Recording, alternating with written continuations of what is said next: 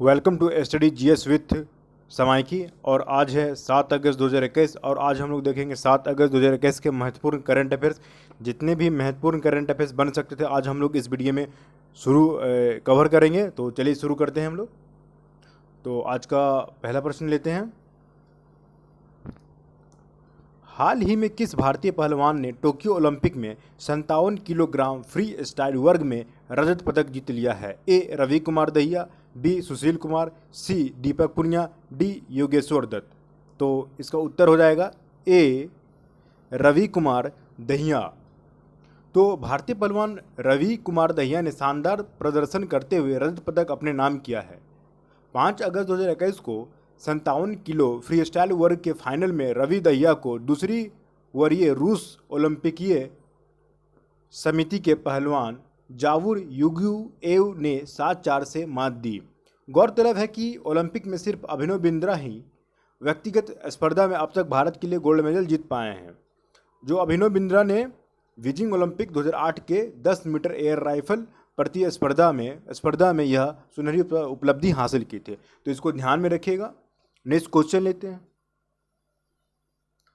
मोटो GP India के लिए company ने निम्न में से किस अभिनेता को अपना ब्रांड एम्बेसडर बनाया है? A Salman Khan, B John Abraham, C Aamir Khan, D Ajay Devgan. तो इसका उत्तर हो जाएगा बी जॉन अब्राहम। तो यूरो स्पोर्ट इंडिया और डिस्कवरी प्लस ने मोटर स्पोर्ट्स प्रोग्रामिंग में अपनी स्थिति को मजबूत करने के लिए अपनी motor sport property Moto GP के लिए मशहूर अभिनेता जॉन अब्राहम को अपना इंडिया एम्बेसडर बनाया है। जॉन खुद भी मोटो जीपी के एक फैन रहे हैं और अब वह यूरो स्पोर्ट के कैंपेन के जरिए भारत में बड़ी संख्या में दर्शकों तक मोटो जीपी का प्रचार करते हुए दिखाई देंगे। तो इसको ध्यान में रखिएगा। नेक्स्ट क्वेश्चन लेते हैं हम लोग। अमेरिका ने चीन के साथ बढ़ते तनाव के बीच किस देश को पहली बार हथियार बेचने को मंजूरी दे दी है? A Bharat, B Pakistan, C Japan, D Taiwan. तो इसका उत्तर हो जाएगा डी ताइवान को दी है इजाजत, मंजूरी दी है। तो अमेरिका ने चीन के साथ बढ़ते तनाव के बीच ताइवान को पहली बार हथियार बेचने को मंजूरी दे दी है। अमेरिकी विदेश विभाग ने ताइवान को 750 अरब डॉलर के हथियार समझौतों को मंजूरी दी। ताइवान के विदेश मंत्रालय ने कहा है कि यह निर्णय अमेरिकी सरकार की ताइवान के प्रति प्रतिबद्धता को दर्शाता है। अमेरिका ने यह फैसला ऐसे समय में किया है जब चीन और ताइवान के बीच तनाव बढ़ रहा है। तो आप देख सकते हैं, आप देख भी रहे होंगे, डेली न्यूज़ में पढ़ रहे होंगे कि चाइना तनाव अमेरिका के बीच लेकर कितना मुद्दा अभी गर्म है ये। तो उसको ध्यान में रखिएगा। नेक्स्ट क्वेश्चन लेते हैं। आईआईटी रुड़की ने किस राज्य के लिए भूकंप पूर्व चेतावनी मोबाइल ऐप लॉन्च किया है? ए बिहार, बी दिल्ली, सी उत्तराखंड, डी पंजाब। तो इसका उत्तर हो जाएगा सी उत्तराखंड। तो भारतीय प्रौद्योगिकी संस्थान जो आईआईटी रुड़की ने उत्तराखंड के लिए भूकंप पूर्व चेतावनी EEW मोबाइल ऐप लॉन्च किया है। Earthquake early warning mobile app आपदा की शुरुआत के बारे में लोगों को सचेत करेगी। यह भूकंप की शुरुआती का पता लगा सकती हैं और राज्यों में महत्वपूर्ण भूकंप आने से पहले चेतावनी जारी कर सकते हैं। यह मोबाइल ऐप प्रोजेक्ट उत्तराखंड राज्य आपदा प्रबंधन प्राधिकरण द्वारा प्रायोजित किया गया था। तो इसको ध्यान में रखिएगा। नेक्स्ट क्वेश्चन लेते हैं हम लोग।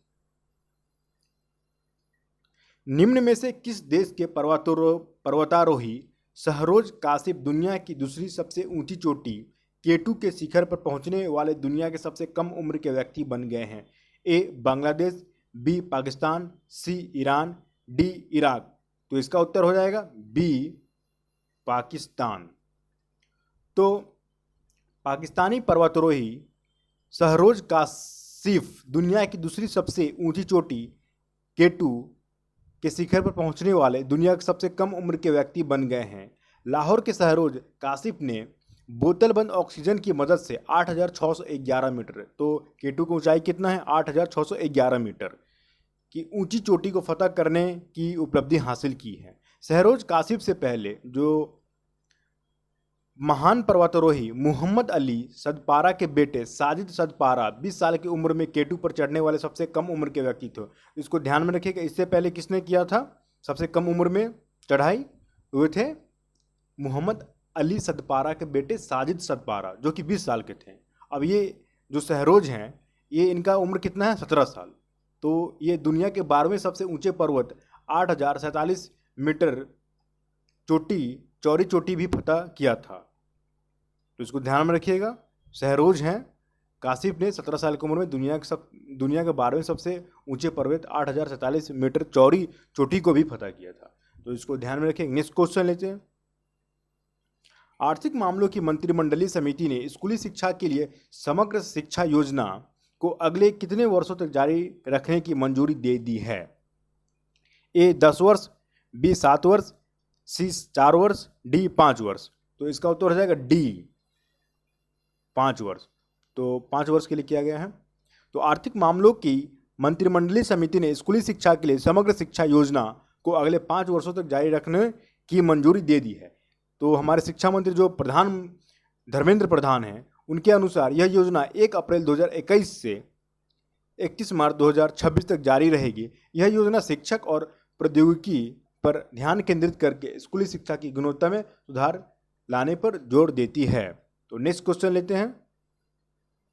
7वां क्वेश्चन, हाल ही में किस मंत्रालय ने ई जेल परियोजना के लिए राज्यों और केंद्र शासित प्रदेशों को 99.49 करोड़ रुपए की वित्तीय सहायता प्रदान की है?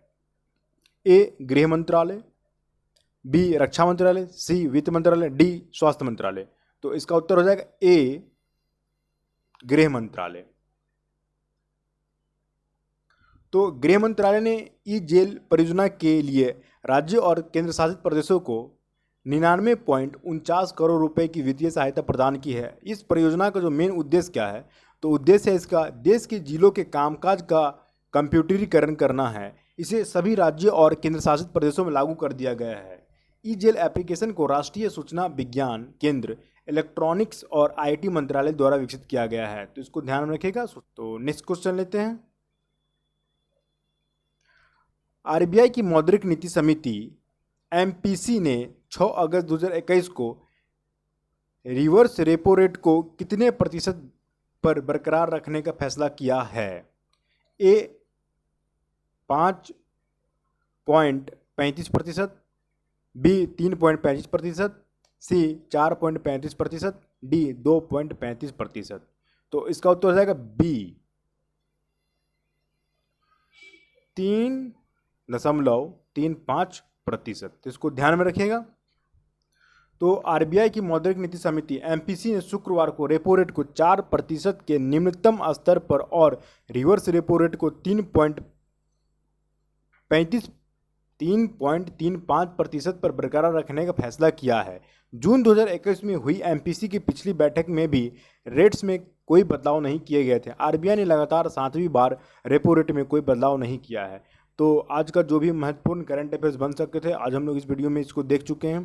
तो अगर आपको आज का करंट अफेयर्स अच्छा लगा होगा तो प्लीज़ चैनल्स को लाइक कीजिएगा, सब्सक्राइब कीजिएगा और शेयर कीजिएगा और बेल आइकन को ज़रूर हिट कीजिएगा। ओके, यहाँ तक देखने के लिए धन्यवाद। Thank you.